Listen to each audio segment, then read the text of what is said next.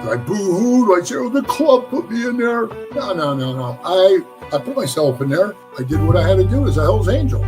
You know, my daddy always, if you got in a fight and you came home with a bloody nose, did you hit him back? If you didn't hit him back, Dad put you in the car and took you back over there and told you going up in that yard and get your shit done and be a man. They got their walls drove through by gangs, by the FBI gang, and all that shit happened to that chapter, right? Like those guys go through their being a big motorcycle club, even sometimes just being a small motorcycle club, you go through your. A lot of people that have come in have seen definitely a change in the club and the direction that the club is going. I looked out my window and you could see a body laying out in front. And here's this dude running around up there with just had his sweatshirt on. And he tells me he's a Hell's Angel. Even after all that, I still wanted to join the Hell's Angels. People out there, man, that are just natural followers. And they just fall right in line with that type of program. But not 1%ers, man. 1%ers don't ask permission.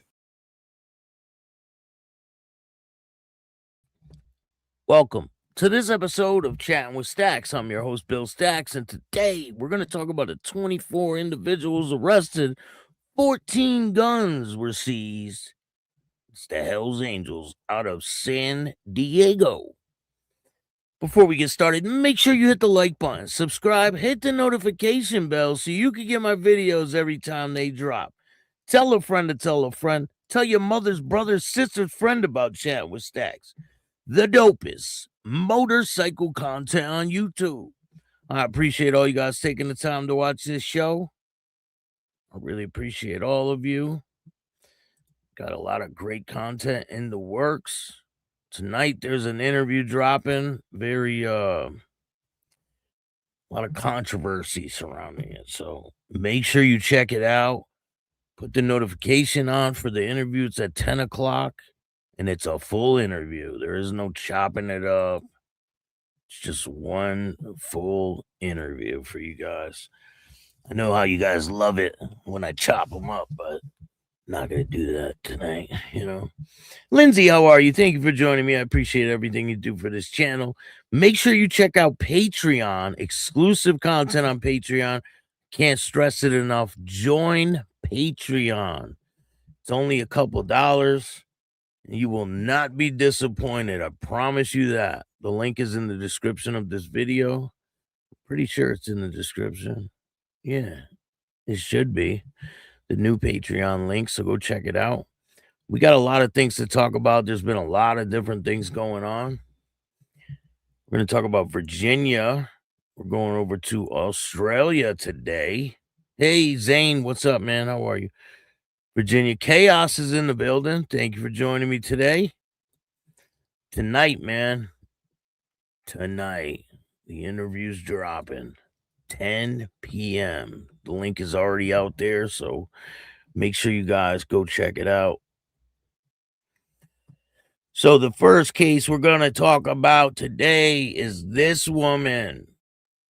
I believe she was the victim in this situation. Driver jailed after woman's death in motorbike crash. The driver who caused the death of biker after he consumed drugs and alcohol has been jailed. Let me show you guys what he looks like. He looks like a dork. So this guy, this is out of the UK. Mother of two, Natalie Hawkins, 35 years old, was killed. She was from Livingston. She died on the scene on the 11th of August, 2023. Kyle Waddell, 23 years old, hit her head on with his Toyota Celica. The law and business student was thrown from her Kawasaki bike.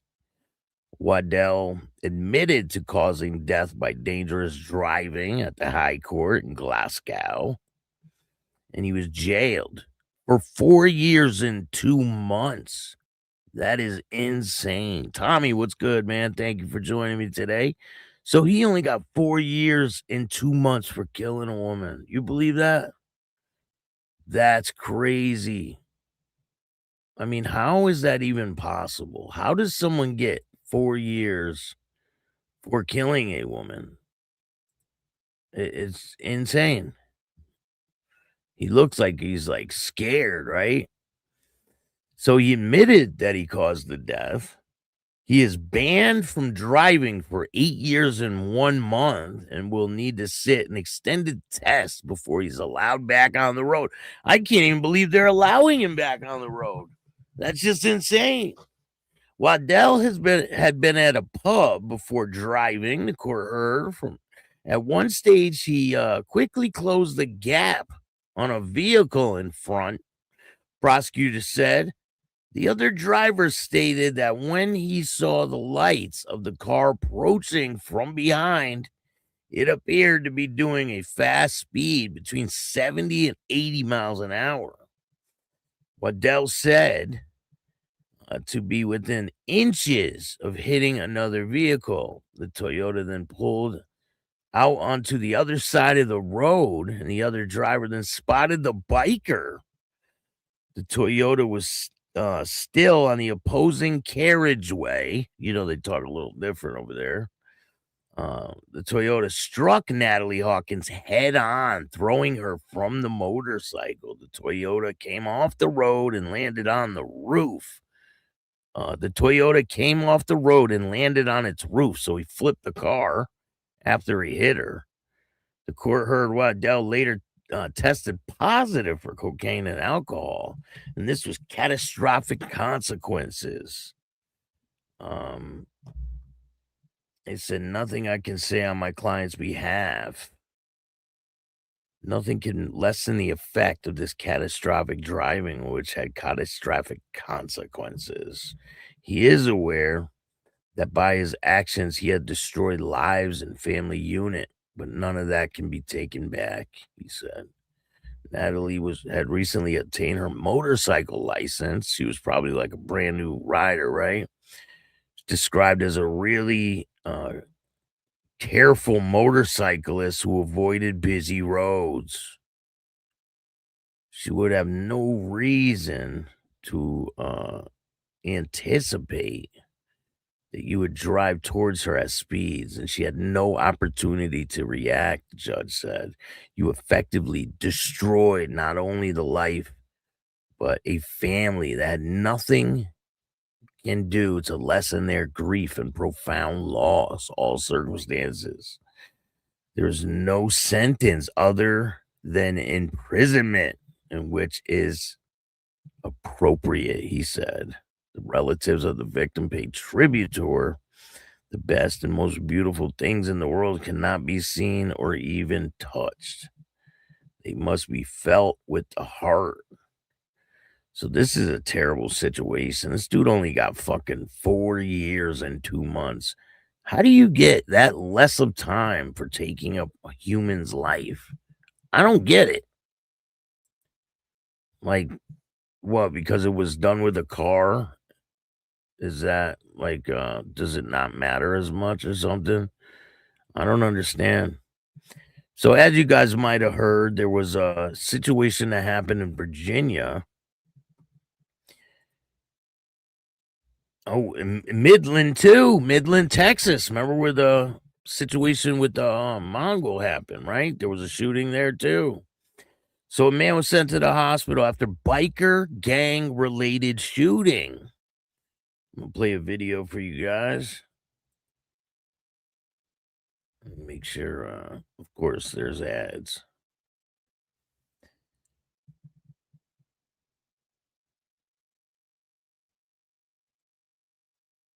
And this is right near where my uncle lives in Virginia, believe it or not.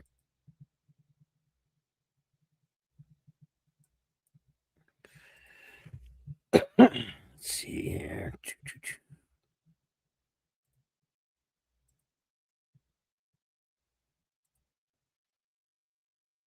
Today in Rockingham County, where the Rockingham County Sheriff's Office and the Grottoes Police Department are investigating a shooting off of Dogwood Avenue. Near Charlottesville, yeah. According to RCSO, the shooting occurred on June 21st, just around...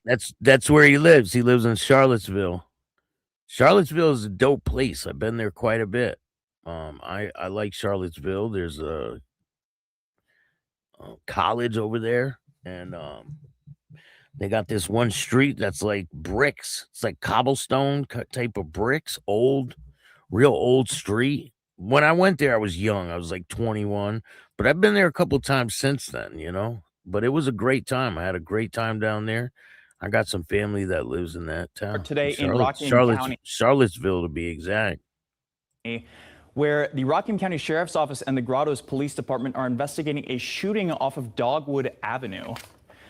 According to RCSO, the shooting occurred on June 21st, just around 9 p.m. Police say a verbal dispute began outside of a restaurant and quickly escalated into a physical altercation among numerous male subjects. During the fight, one of the subjects fired multiple shots at a vehicle. Raymond Nowlin, a 44-year-old man from Charlottesville, was the driver of that vehicle and was taken to UVA Health with non-life-threatening injuries. Now, RCSO says the incident is biker gang related and most of the suspects fled on motorcycles, including the shooter. So we'll bring you more information as that becomes available. But there's a whole bunch of other situations transpiring. So I talked about the Ken, how you doing? Thank you for joining me. Jason, good afternoon. I told you guys about the boxer who was killed out in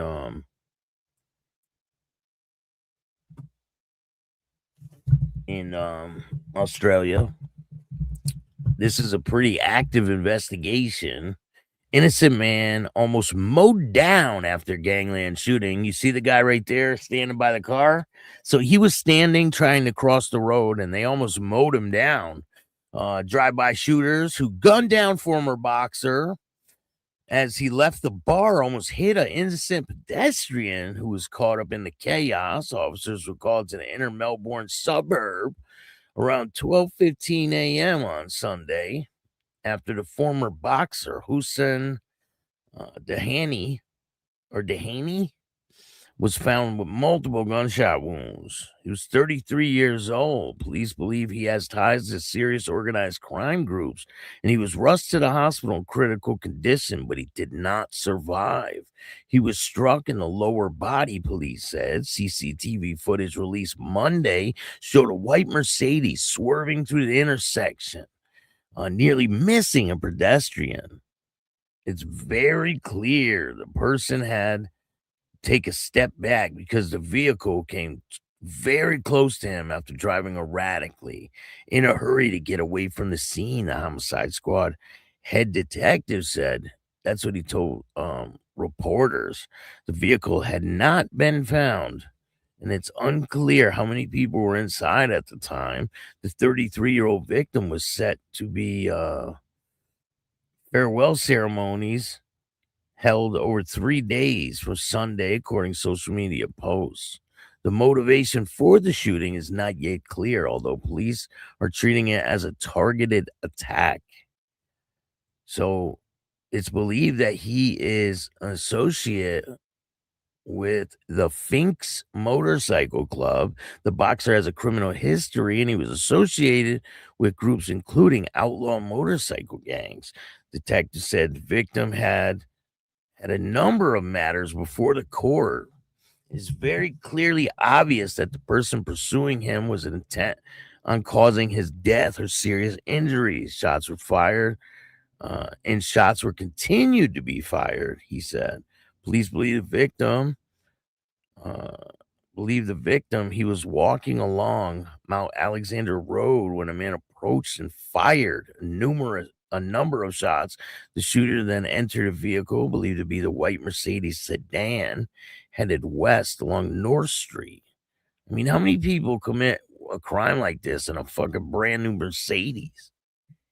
He was last seen headed south towards Footscray at the time, driving erratically. The homicide squad detectives were among numerous police still at the scene as of late Sunday morning, hours after the shooting. Forensic officers were seen removing blood-covered clothing from the scene while bloodstains were still visible on the ground.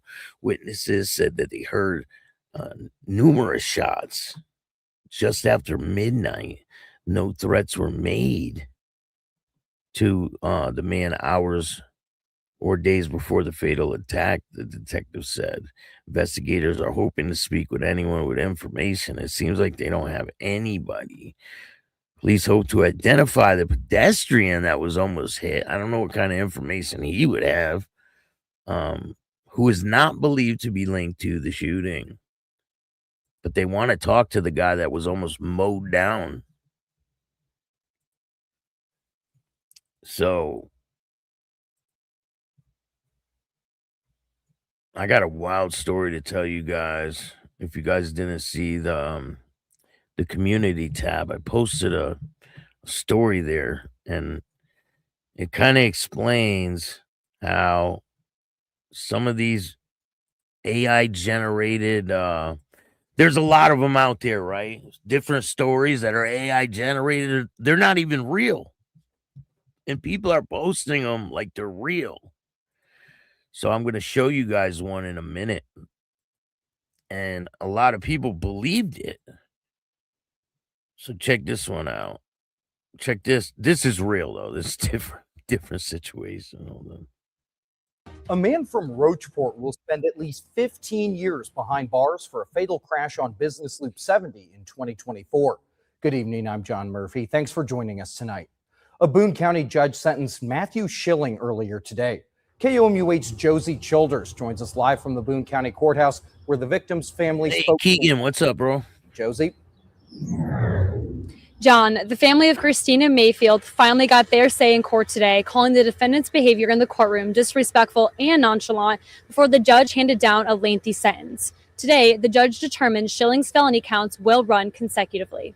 The judge sentenced Schilling to 4 years in prison on counts 1, 2, and 3, which includes second-degree manslaughter and armed criminal action. He also got 3 years for another count of armed criminal action and 1 year in the Boone County Jail for driving on a revoked license, totaling 15 years behind bars. The charges stem from February 2024, when police say Schilling blew down Business Loop 70 with a suspended license and no insurance, slamming into the back of a motorcycle and killing 32-year-old Christina Mayfield. Mayfield's family gave emotional testimony today. Mayfield's mother said Christina was her first true love and best friend, and she hopes Schilling lives this nightmare over and over again while he's behind bars. For more on the background in this story, head to our website, KMU.com. Live in Columbia, Josie Childers, KMU8 News. So this dude mowed down a motorcyclist, and he'll spend 15 years in prison. It's crazy. So, let's see. Let's talk about this situation.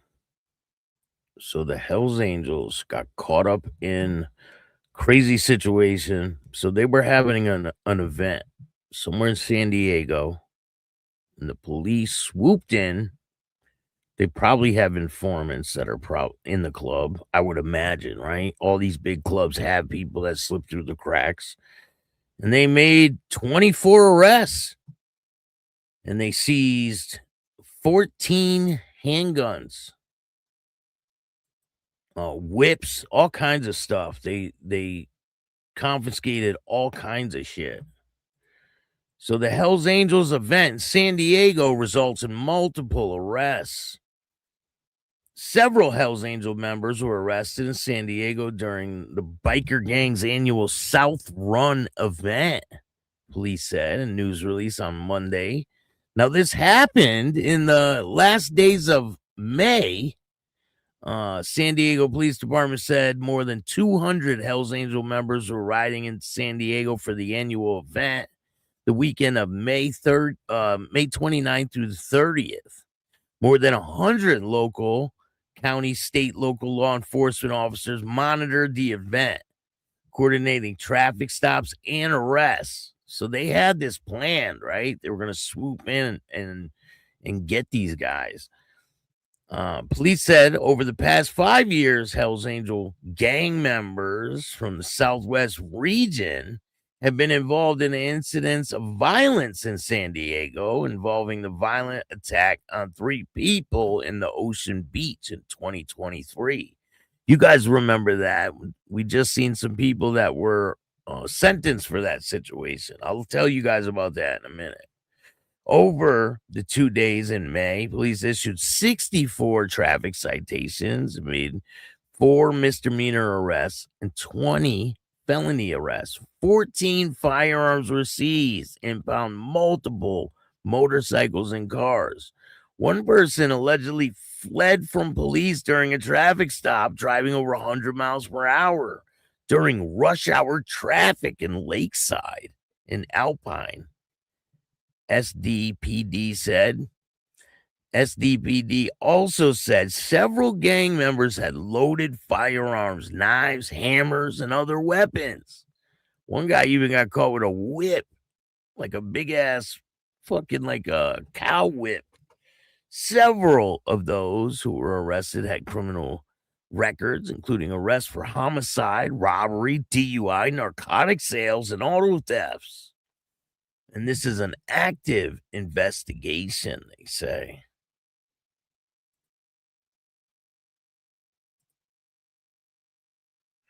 So here's the situation that they were talking about that happened in 2023. 17 members of the Hells Angels indicted after violent attack in Ocean Beach. Officials announced a grand jury against 17 Hells Angel members accused of racially motivated attack in Ocean Beach on June 6th.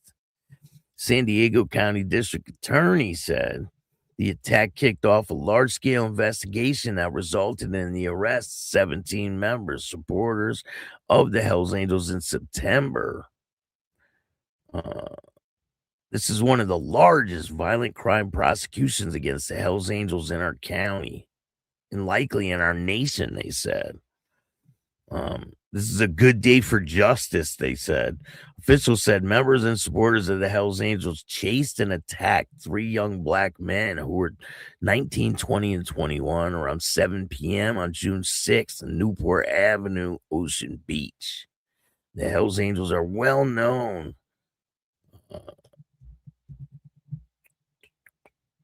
to have a streak of racism, essentially against black people, it says.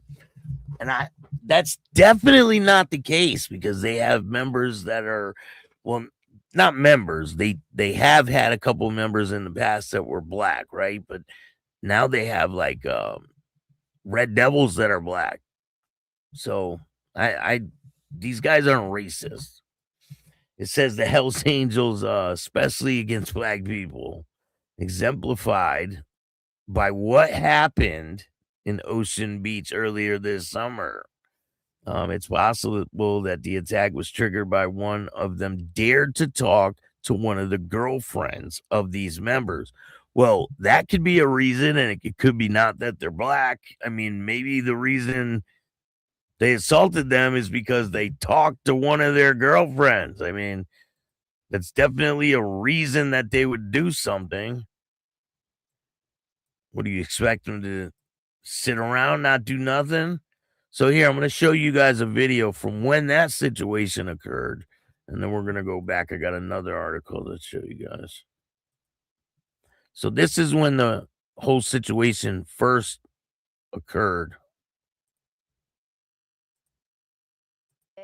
The San Diego County District Attorney's Office says 17 people have been indicted on various charges, and it's all stemming from an attack on 3 black men by members of the Hells Angels Biker Club in San Diego. Our Zara Barker was there when authorities made the announcement. She joins us live from downtown with those details. Zara. Kathleen, good evening. This attack sparked a large-scale and multi-agency investigation that started when this attack happened in Ocean Beach on June 6th and is finally coming to an end with 17 members of the Hells Angels group now in custody. This is a good day for justice. 17 members of the Hells Angels are facing charges after allegedly attacking 3 black men on Newport Avenue in Ocean Beach. The Hells Angels are well known to have a despicable streak of racism, especially against black people, exemplified by what happened in Ocean Beach earlier this summer. Officials say the victims, a 19, 20, and 21-year-old, were chased and attacked by... How many people think that it had nothing to do with color and it had everything to do with them talking to the members' girlfriends. Members and supporters of the Hells Angels on June 6th. It's possible that the attack was triggered because one of them dared to talk to one of the girlfriends.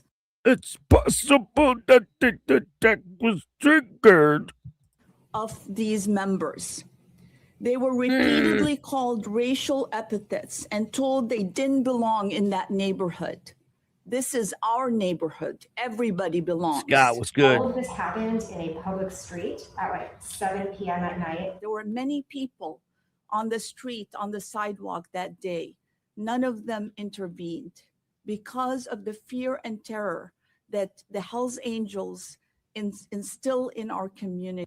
Why would they intervene? Why would someone intervene when dudes are talking to their girlfriend? They confront them. Why would someone intervene? I mean, it's just weird. 3 months after the crime, officials have arrested and indicted 17 members on allegations including assault, hate crimes, accessory after the fact, and 1 charge of attempted murder against this man. And they did all go to prison. They got sentenced earlier this year. 3-year-old Troy Shoulder accused of stabbing one of the victims in the chest. Authorities say he's a decades-long Hells Angels member. He was in court Monday facing 39 years to life behind bars. If we could please enter not guilty pleas to any and all allegations. Among the members in the courtroom was 29-year-old Michael Peters in Navy uniform. He pleaded not guilty to charges of assault. He wore his Navy uniform so he could try to get out of it, right? He definitely wore his Navy uniform for, for a little check on his side, right? Hey, look at me. I got a Navy uniform on. Maybe it'll go easy on me. In association with the gang. This is one of the largest violent crimes prosecutions against Hells Angel in our county and likely our nation. Now, 3 of the 17 members of the Hells Angels that were arrested have since bailed out of custody. Now, speaking about the victims in this violent attack that happened several months ago, officials are not planning to reveal the names of the 3 victims. That's strictly out of safety. We asked how they were doing to District Attorney Summer Stephan. She says, in consideration of everything, they are doing very well, but they are concerned just strictly because of the nature of the group that they were dealing with. Live downtown, Zara Barker, Fox 5 News. But they weren't concerned when they were talking to their girlfriends, right? They had no concern then. I mean, I just don't get it. But that was the old situation that happened. But now they got this new situation, and it ain't looking good. Let me see here.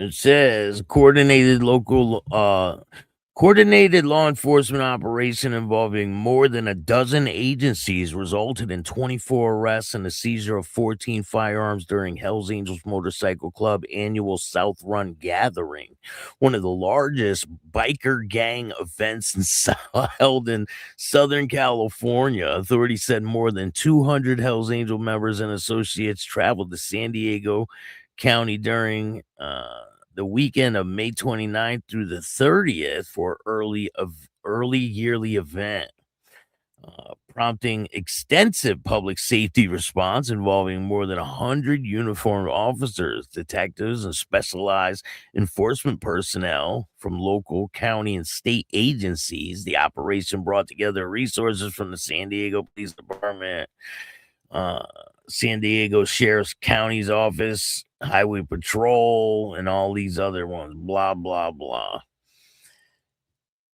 It says the initiative aimed to preventing violence, disrupting criminal activity, and ensuring public safety during the gathering. No, it's to target them. Come on, call it what it is.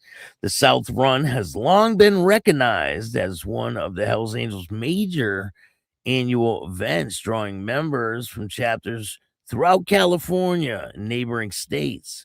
While the gathering itself is not illegal, authorities have historically maintained a significant presence due to the concerns over potential criminal activity involving some attendees and affiliates and affiliated individuals. According to law enforcement officials, officers conducted traffic stops, probation and parole compliance checks.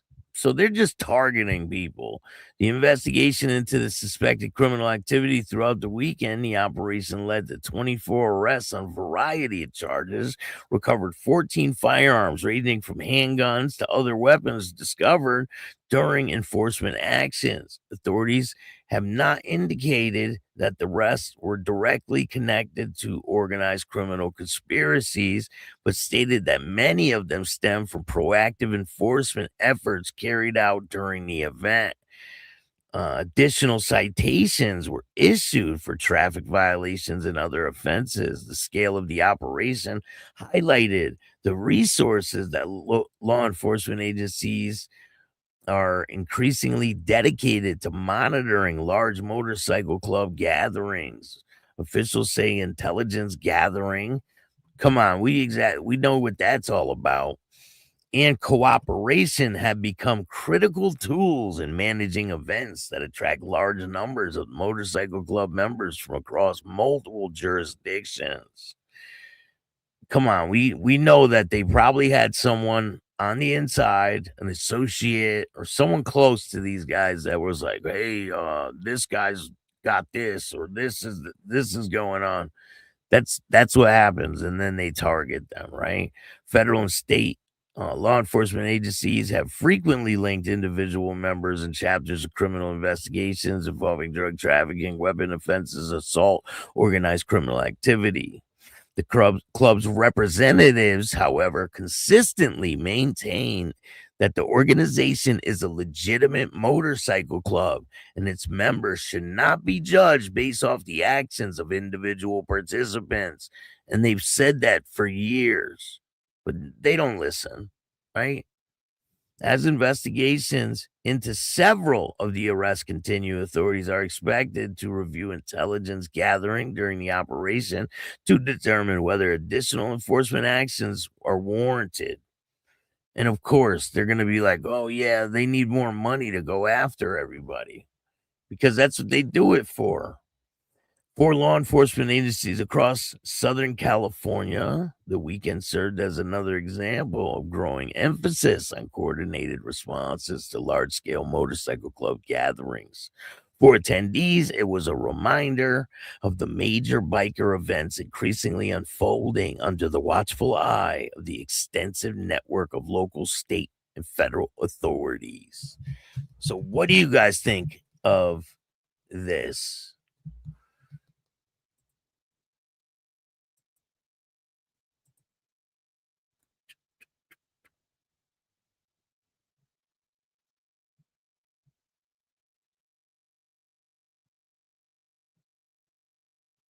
Let's see.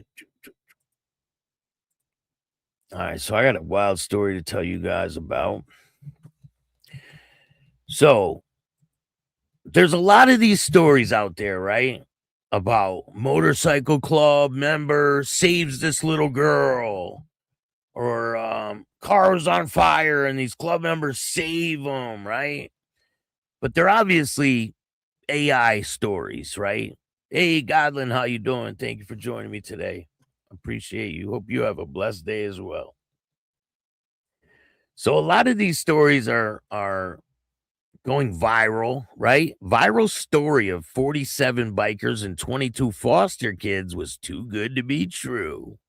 In an era where social media can transform local rumors into global sensations within hours, one heartwarming tale captured the imagination of thousands of people across Facebook, YouTube, LinkedIn, and other platforms.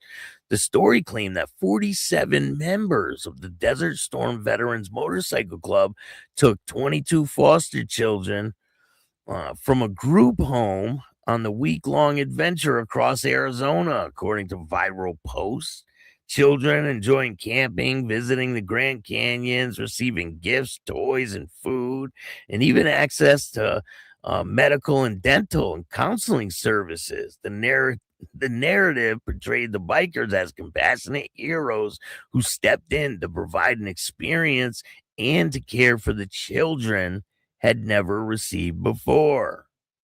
What made this story especially powerful was its central claim. Despite obtaining all the necessary permissions and paperwork, the bikers allegedly portrayed by the news organizations as kidnappers for transporting children across state lines.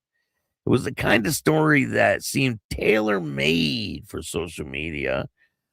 It featured unprivileged children, misunderstood bikers, and exposed media injustice.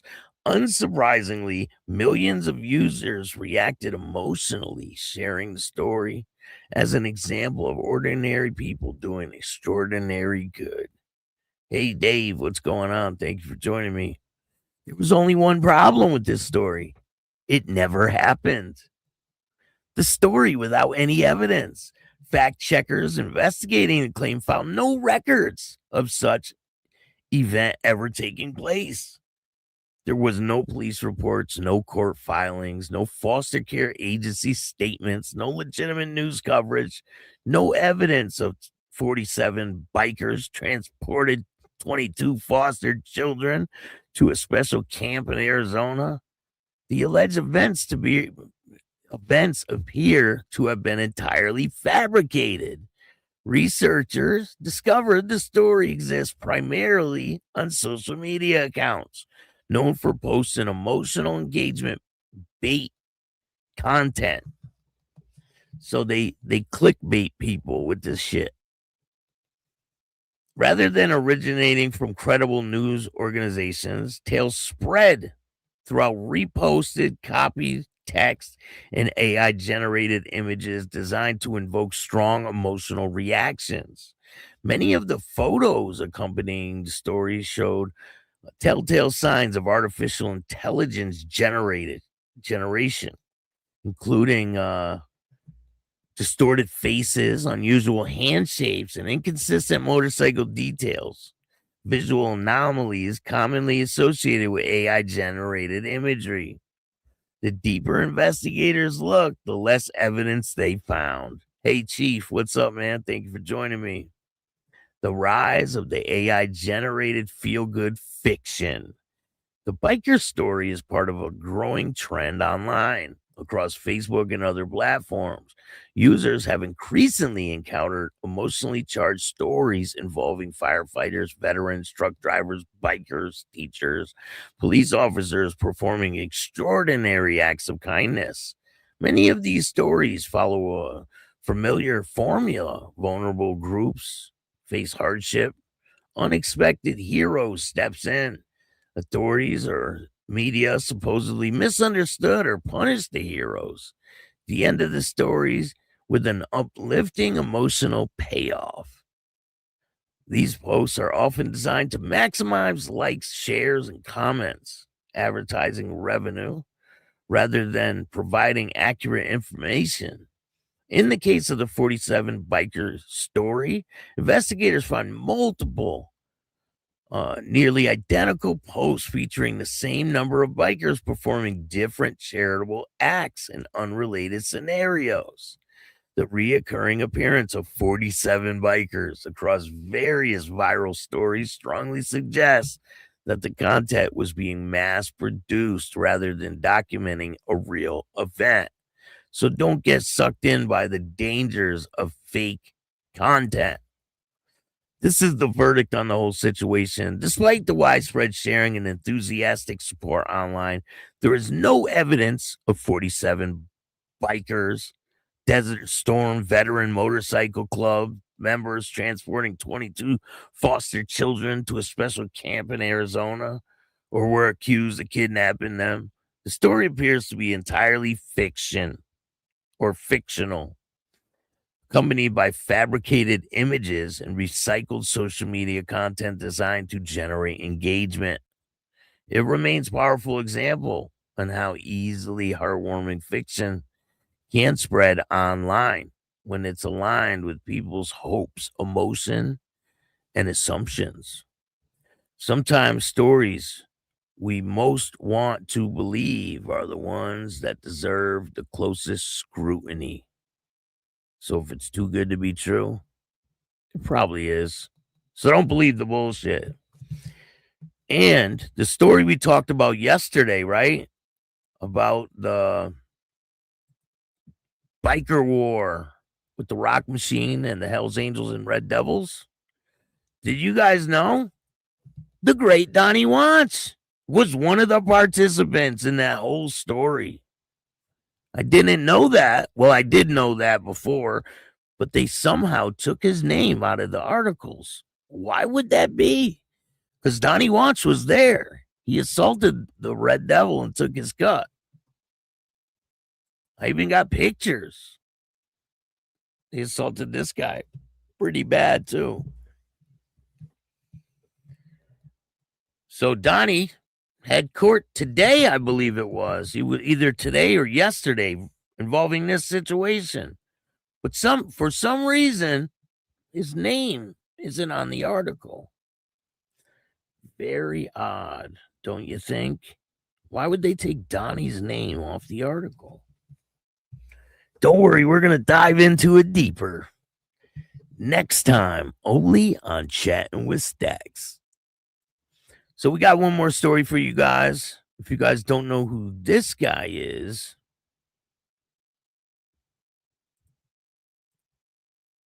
Thomas Duno. So he is a mob associate or Gambino. They say he's a Gambino. He's the guy on the left. He has one arm, believe it or not. So he was recently arrested for a $1 million burglary. So listen to this shit. One-armed Gambino soldier and the $1.7 million Chanel heist inside luxury burglary that shocked Manhattan.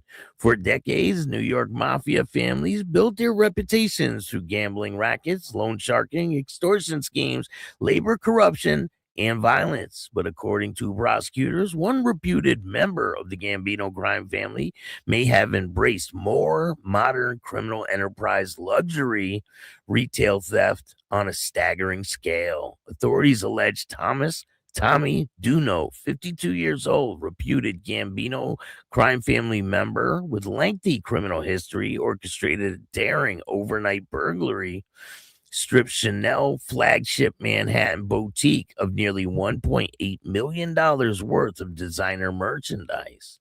The theft, prosecutors say, wasn't a smash and grab operation. It was a carefully planned mission involving surveillance, multiple accomplices, escape routes, and military-like coordination. If the allegations are true, it would rank among the most significant luxury retail burglaries in recent New York history. Luxury store turned to a crime scene. The target was one of the most recognizable fashion brands in the world. It was Chanel. Located on Manhattan's prestigious East 57th Street, the boutique serves wealthy shoppers from around the globe. Handbags, accessories, jewelry, ready-to-wear fashion pieces routinely command prices ranging from thousands to tens of thousands of dollars. According to prosecutors, thieves struck under the cover of darkness in July of 2024 rather than forcing their way through the front entrance. Investigators say the crew exploited the vulnerability above the store. Court filings allege the burglars entered through the stockroom ceiling hatch before making their way into the boutique storage areas. Once inside, they allegedly spent hours gathering merchandise, nearly 300 luxury items, including handbags, other high-end accessories reportedly stuffed into oversized laundry bags and trash bags before being removed from the building. The total value of the stolen merchandise was $1,776,700. Holy shit. Not a single mastermind. The alleged mastermind in the van. Prosecutors claim Duno never entered the boutique, but he planned the whole situation. So they say he never left the van. He just sat in the fucking van. He just sat outside the whole time. And look at that. He has one arm.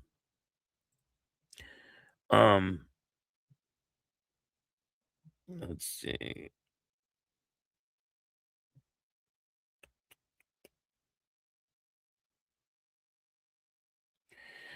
Prosecutors claim Duno never entered the boutique. Instead, authorities allege he operated as the field commander of operations, directing participants from the white minivan parked outside. Investigators believe approximately 10 accomplices participated in the burglary. After collecting the merchandise, the crew allegedly moved the stolen goods through a nearby construction site to avoid detection before loading everything into a waiting vehicle.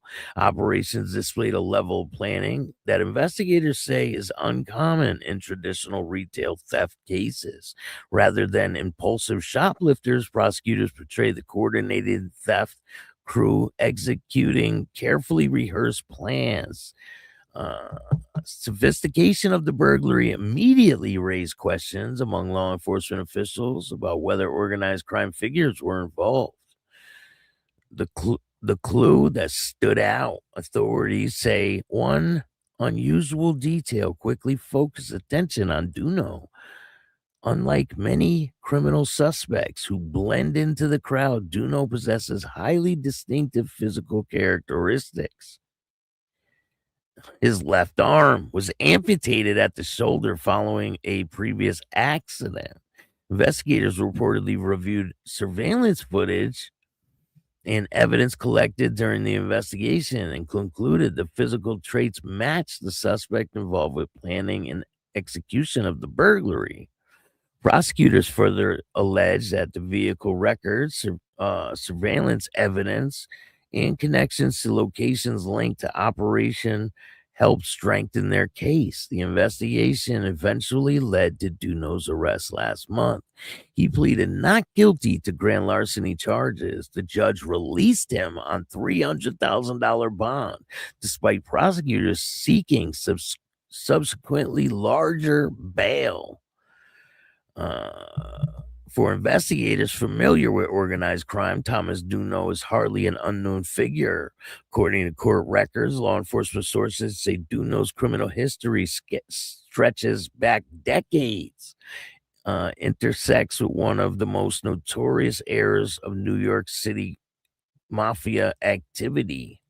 He is reportedly related to the late Gambino Thomas Huck Caballero, is alleged to have deep ties within the Gambino organization.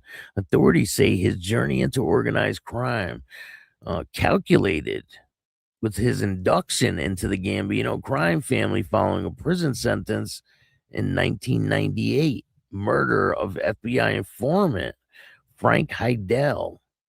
The killing occurred during a period when organized crime families aggressively sought to identify and eliminate individuals suspected of cooperating with federal authorities. According to records cited by prosecutors, Duno's role in that case became a factor as the advancement within the organization. He ultimately accepted a plea agreement, spent roughly 15 years behind bars before returning to society in 2021. For several years following his release, he largely stayed out of the public legal trouble. The apparent quiet period has now come under scrutiny as investigators allege he re-entered criminal activity in a dramatic fashion, the new face of organized crime. The case highlights the evolving reality the law enforcement agencies have monitored for years. The mafia of today looks very different from the mafia that drew headlines during the era of John Gotti, Paul Castellano, Carlo Gambino, and other infamous mafia figures. Federal prosecutors, RICO cases, surveillance technology, decades of pressure have significantly weakened the traditional power structure of the New York five families. But John Eli still thinks he's a part of that shit, which he never was. John Eli was never getting made. Neither was Gene Dick Lips Barillo. Yet authorities have continued to argue that organized crime groups remain active. Instead of controlling unions, construction projects, major gambling enterprises on scale seen during the 20th century, modern organized crime investigations increasingly focus on theft rings, fraud schemes, illegal gambling, cyber crimes, narcotic trafficking, and luxury goods thefts. High-end merchandise has become particularly attractive to criminal organizations. Luxury handbags, watches, jewelry, designer accessories can quickly move through the underground market, sold online, exported overseas, or exchanged within the criminal networks. Unlike cash from banks, robberies, luxury goods often provide criminals with a profitable, high-value commodity that is difficult to trace once moved from legitimate retail channels. Investigators believe this makes luxury retail an attractive target for sophisticated crews. And there's more arrests are coming. While Duno is currently the most prominent defendant in this case, prosecutors insist the investigation is far from over. Authorities believe a number of participants remain unidentified and uncharged. Law enforcement officials continue searching for the missing merchandise for additional suspects allegedly connected to the organization. If prosecutors ultimately prove their case, the consequences could be severe. The scale of the alleged theft, combined with Duno's criminal history, purported organized crime connections, could expose him to significant prison time if convicted. For now, nearly 300 missing Chanel items remain unaccounted for.